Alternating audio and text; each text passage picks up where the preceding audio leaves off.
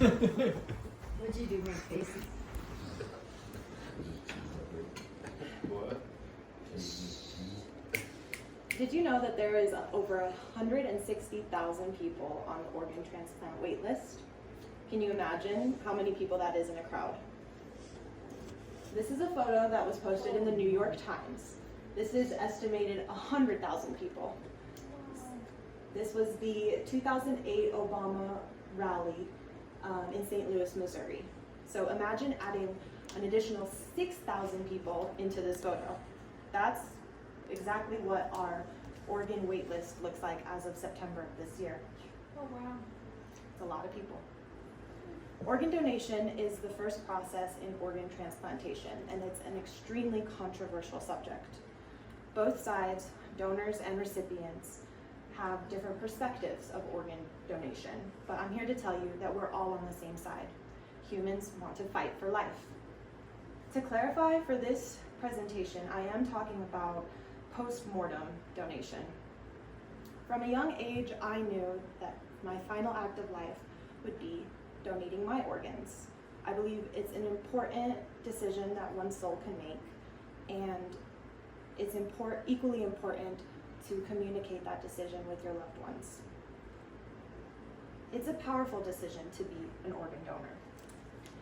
Not only do you give hope to the recipient and their families, but you save multiple lives in the process.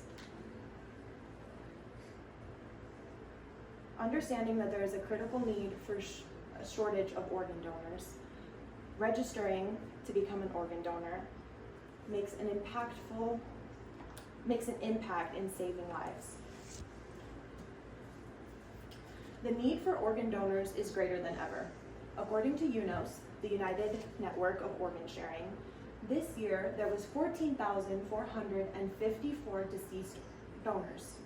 Now when we compare that number to the additional 66,526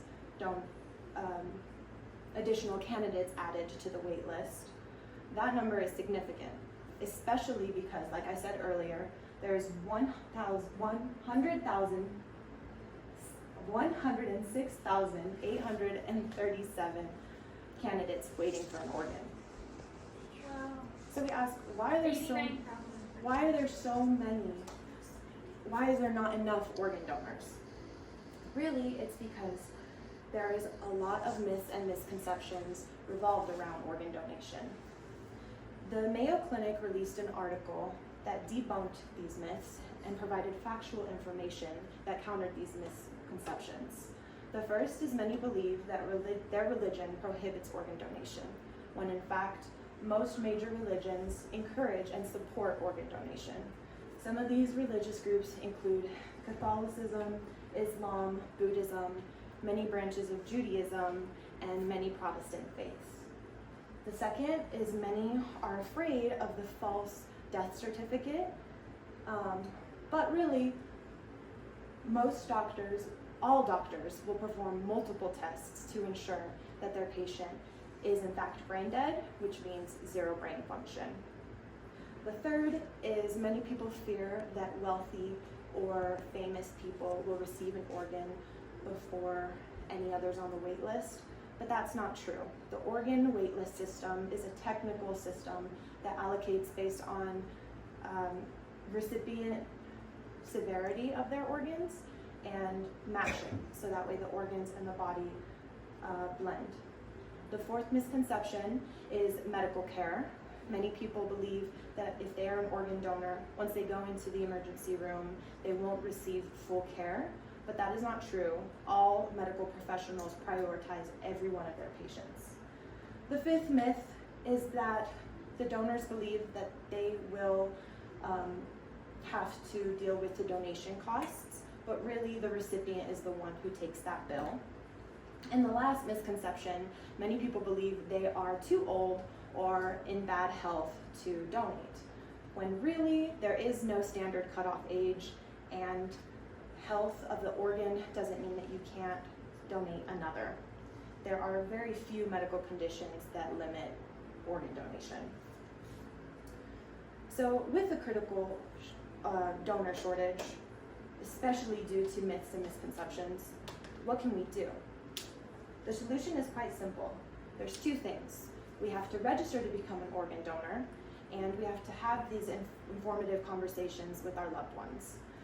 The Health Resource and Service Administration lists 3 ways that we can register: going online through your state registry, applying at the motor vehicle office when you're applying or renewing your driver's license, and our smartphones, specifically iPhone, has a health app that makes it convenient to register.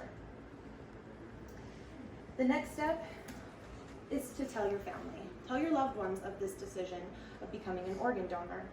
The Mayo Clinic emphasizes the significance of sharing because most hospitals will ask the next of kin before taking the organs, specifically when one has legal power over your healthcare decisions.